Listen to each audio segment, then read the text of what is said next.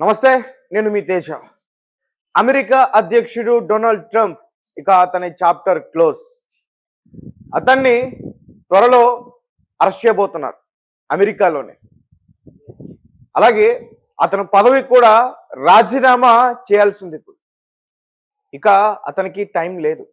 నాకు తెలిసి ఒక 2-3 రోజుల్లో ఒక బిగ్ న్యూస్, ఒక గుడ్ న్యూస్ వినబోతున్నాం.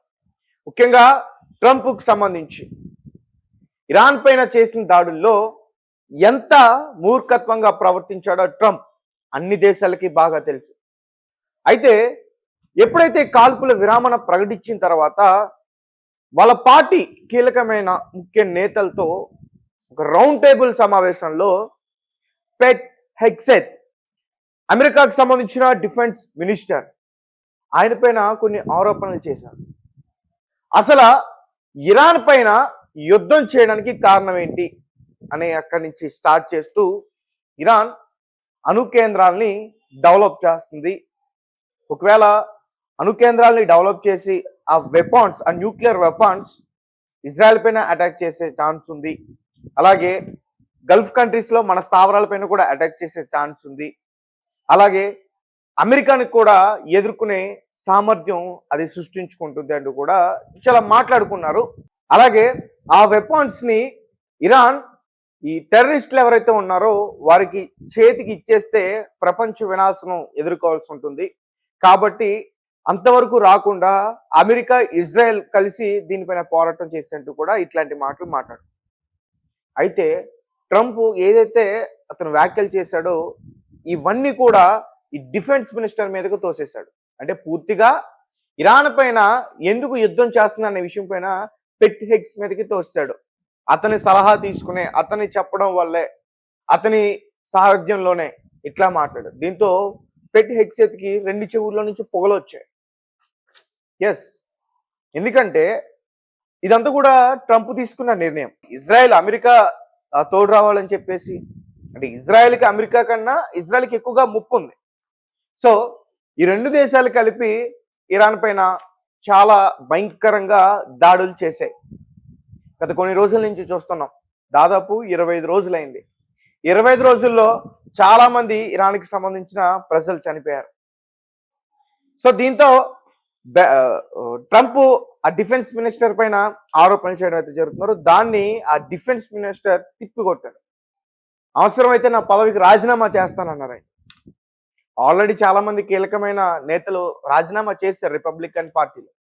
ఇప్పుడు డిఫెన్స్ మినిస్టర్ పెట్ హెగ్సెత్, ఇతను ఎంత మూర్ఖుడు అనుకోలేదు. అసలు ఇరాన్ పైన యుద్ధం చేయడానికి అసలు కారణం ట్రంపే. ఆయన సలహాలు తీసుకునే మన సైన్యం అక్కడ పోరాటం చేసింది. ఆయన కింద మేము పనిచేస్తాం, ఆయన మాట విని ఇదంతా కూడా చేసాం. తీరా చూస్తే మా పైన తోసేస్తున్నాడు అతను అంటూ కూడా ఆయన కూడా బహిరంగంగా మాట్లాడడం అయితే జరిగింది. ఓ రకంగా చెప్పాలంటే వీళ్ళిద్దరి మధ్య ఒక చీలిక అనేది వచ్చింది. నాకేమనిపిస్తుందంటే ట్రంప్ని ఆల్రెడీ తొలగించే ఉద్దేశంలో ఉంది అమెరికా. ప్రజల దగ్గర నుంచి తీవ్రమైన వ్యతిరేకత, పార్టీ దగ్గర నుంచి చాలా ఒత్తిడి, సైనికుల దగ్గర నుంచి అయితే చాలా వ్యతిరేకత ఉంది. ఎందుకంటే అమెరికాకు సంబంధించిన చాలా మంది సైనికులు కూడా యుద్ధంలో చనిపోయారు. ఇంకో పక్క ట్రంప్ కాల్పుల విరామణ నిన్న ప్రకటించారు. 5 రోజుల పాటు కాల్పుల విరామణ, 2 రోజుల పాటు మేము శాంతి చర్చల కోసం చర్చించామంటూ కూడా మాట్లాడు. దానికి ముందు 48 గంటల టైం ఇచ్చాడు ఇరాన్కి. ఇరాన్ స్ట్రాంగ్ వార్నింగ్ ఇచ్చింది. సో బెంజమిన్ నెతన్యాహు ట్రంప్ మాటల్ని వినట్లా. ట్రంప్ని ఒక జోకర్ని చేసాడు బెంజమిన్ నెతన్యాహు. నిజం చెప్పాలంటే ఇక చాలు, కాల్పుల విరామానికి మనం కూర్చున్నాం, శాంతి చర్చల కోసం మాట్లాడుకోవాలి, కాల్పులు చేయొద్దంటే నిన్నోడ పట్టించుకుంటాడు, నా ఇష్టం అంటూ కూడా నిన్న మిసైల్స్ వేస్తాడు. ఈరోజు ఇంకా వేస్తున్నాడు మిసైల్స్. సో ట్రంప్ ఈ విషయంలో జోకర్ అయిపోయాడు. అసలు యుద్ధం ఇజ్రాయెల్కి ఇరాన్కి. ఇజ్రాయెల్ దాని పక్కనున్న ఈ లెబనాన్ కావచ్చు, మిగతా ఈ అరబ్ కంట్రీస్ కావచ్చు, వాటిని దోచుకునే ప్లాన్లో ఉంది, ఆ భూమిని ఆక్రమించే ప్లాన్లో ఉంది. ఈ ప్రాబ్లం అంతా కూడా ఇజ్రాయెల్ది. బట్ ట్రంప్ వచ్చి మధ్యలో వేలు పెట్టి ఈరోజు ప్రపంచవ్యాప్తంగా అన్ని దేశాల ముందు అమెరికా తలదించుకునే పరిస్థితి వచ్చేసింది. అమెరికా అంటే ఒక ఇంత దారుణాలకి పాల్పడుతుందా అమెరికా? తన దగ్గర ఎంతమంది సైనికులు ఉన్నా, తన దగ్గర ఎంత సత్తా ఉన్న ఇరాన్ లాంటి దేశం పైన ఎట్లా విరుచుకుపడింది, రేపన్న రోజు వేరే దేశాలపైన కూడా వీళ్ళు దాడి చేయడాన్ని ఏంటి నమ్మకం అని చెప్పేసి ప్రపంచవ్యాప్తంగా ఉన్న దేశాలన్నీ కూడా అదే రకంగా ఆలోచించి, ముఖ్యంగా నాటోలో ఉన్న 85 దేశాలు కూడా ఇదే రకంగా ఆలోచించి హార్మోన్ జలసంధి గురించి ట్రంప్ వాళ్ళందరినీ కూడా పిలిస్తే ట్రంప్కి మొట్టిగా లేసి మేము రామని చెప్పి వెనక్కి పంపించింది. అయితే ఇజ్రాయెల్ అలాగే అమెరికా ఈ రెండు దేశాలు కూడా ఇరాన్ పైన చేసిన అటాక్లో ఇరాన్లో దగ్గరగా 208 పిల్లలు చనిపోయారు. వాళ్ళందరూ కూడా 5 నుంచి 13 సంవత్సరాలు ఉన్నవాళ్ళు. అలాగే సివిలియన్స్ దగ్గరగా 2400 మంది చనిపోయారు. ఇంకా సైనికులు చాలా మంది చనిపోయారు. కానీ ఇరాన్ మేమైతే యుద్ధం ఆపం, అతను కాల్పుల ప్రకటన చెప్తున్నాడు కానీ మేము యుద్ధం ఆపం, మేము అన్నీ కోల్పోయాం, మాకు శాంతి చర్చలతో అవసరం లేదు, మాకు సంబంధించిన చాలా ఇన్ఫ్రాస్ట్రక్చర్ పైన వాళ్ళు అటాక్ చేశారు, అలాగే హార్మోన్ జలసంధిని మేము పూర్తిగా మూసివేస్తాం, దాని గుండా ఏ షిప్లు వచ్చినా సరే మా శత్రు దేశాలకు సంబంధించి వారికి సపోర్ట్గా ఉన్న దేశాలకు సంబంధించిన ఏ షిప్లు వచ్చినా సరే మేము అటాక్ చేస్తామంటూ కూడా చాలా గట్టిగానే చెప్పారు. సో కాల్పుల విరామణ అనేది ఒక డ్రామానా, లేదంటే నిజంగానే కాల్పులు విరామణ చేసి ఇంకేదైనా ప్లాన్ చేయబోతున్నారా? శాంతి చర్చల కోసం ట్రంప్ ఎందుకు ప్రకటించారు? పెద్ద దాడి ఏదైనా చేయబోతున్నారా వాళ్ళని మాయ చేసి? ఇంతకుముందు కూడా ఇరాన్కి సంబంధించిన ఫారెన్ మినిస్టర్ అబ్బాస్ అరాగ్చి ఆయన ఏం మాట్లాడారంటే, న్యూక్లియర్ వెపాన్కి సంబంధించి అణు కేంద్రాలకు సంబంధించి అమెరికాతో మేము ఆల్రెడీ చర్చలు జరిపాం, దాని గురించి త్వరలోనే మనం ఒక సరైన డెసిషన్కి మాట్లాడుకుందాం అని చెప్పిన ఈలోపే కుట్రపూరితంగా మోసం చేసి ఇరాన్ పైన అటాక్ చేశారు వాళ్ళు అంటూ కూడా మాట్లాడారు. సో దీంతో ఈ కాల్పుల విరామణ ప్రకటించిన తర్వాత కూడా అమెరికా పైన వాళ్ళకి నమ్మకం లేదు. ఏదో పెద్ద ప్లాన్ చేస్తుంది, అటాక్ చేయబోతుంది అనే దీంతోనే ఉన్నారు. సో ఎయిర్ చేసి ముందుగానే అక్కడ అన్ని జాగ్రత్తలు కూడా తీసుకునే ప్రయత్నం చేస్తారు. ఇప్పటికీ ఇజ్రాయెల్కి సంబంధించిన మిసైల్స్ వెళ్ళి అటాక్ చేస్తూనే ఉన్నాయి, దాన్ని వాళ్ళు ఎదుర్కొంటూనే ఉన్నారు కాల్పుల విరామణ ప్రకటించిన తర్వాత కూడా. అలాగే బెంజమిన్ నెతన్యాహుకి సంబంధించి ఆయన కూడా ఒక వీడియోని రిలీజ్ చేశాడు, మేమైతే యుద్ధం ఆపవు అని.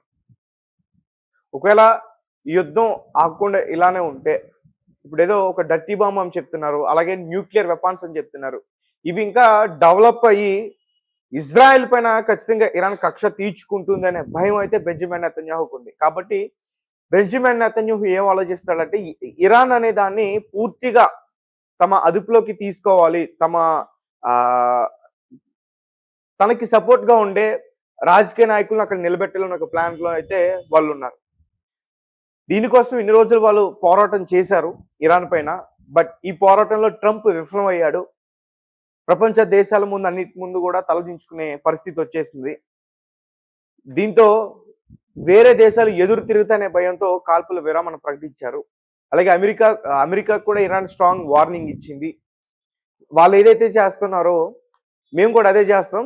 ఇజ్రాయెల్ యాక్చువల్గా ఇరాన్లో సంబంధించిన లీడర్స్ని చంపుతుంది, బట్ ఇరాన్ ఏం చేస్తుందంటే అమెరికాకి సంబంధించిన లీడర్స్ పైన మేము అటాక్ చేస్తామని హెచ్చరిస్తున్నారు. అలాగే ఇజ్రాయెల్ని ఎక్కువగా కన్నా ఈ గల్ఫ్ కంట్రీస్లోనే అమెరికా స్థావరాలపైన ఎక్కువ గురి పెట్టింది. అలాగే గల్ఫ్ కంట్రీస్ కూడా దీనివల్ల చాలా ఇబ్బంది పడుతున్నాయి. అసలు మేజర్ ప్రాబ్లం ఎక్కడంటే ఇజ్రాయెల్కి ఇరాన్కి, బట్ నష్టపోతున్న ఎవరంటే అమెరికాకి సంబంధించిన సైనిక స్థావరాలు గల్ఫ్ కంట్రీస్. దీంతో ట్రంప్ కాల్పుల విరామణ ప్రకటించారని చాలా మంది విశ్లేషకులు మాట్లాడుతున్నారు.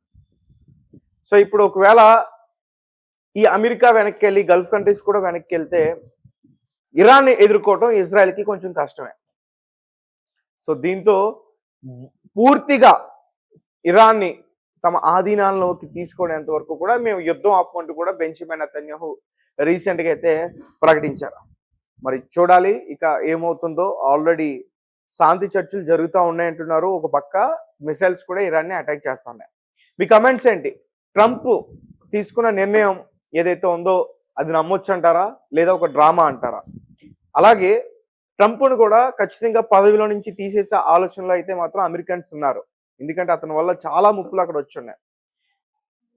ఎందుకంటే వారికి తెలుసు ఈ ఇస్లామిక్ టెర్రరిస్టులు ఎవరైతే ఉంటారో వాళ్ళు ఖచ్చితంగా కక్ష తీర్చుకుంటారు. వాళ్ళ ప్రాణాలు పోయినా పర్లేదు, కక్ష తీర్చుకునే ప్రయత్నం చేస్తారు. ఎల్ఈడి బాంబులు కావచ్చు, ఐఈడి బాంబులు కావచ్చు, లేదంటే ఆత్మాహుతి దాడులు కావచ్చు. రీసెంట్ గా వైట్ హౌస్ దగ్గర, ఫ్లోరిడా దగ్గర కూడా ఈ డ్రోన్స్ అన్ని కూడా ఎగరవేశారు. సో దీంతో ఏదైనా జరగవచ్చు అనే భయంతో ట్రంప్తో కాల్పుల విరామణ ప్రకటించారు అనేది అయితే మాత్రం స్పష్టంగా అర్థమవుతుంది. సో మొత్తం ఈ వార్లో బెస్ట్ జాకర్ అవార్డు ఎవరికైనా ఇవ్వాలంటే మాత్రం అది ట్రంప్కి.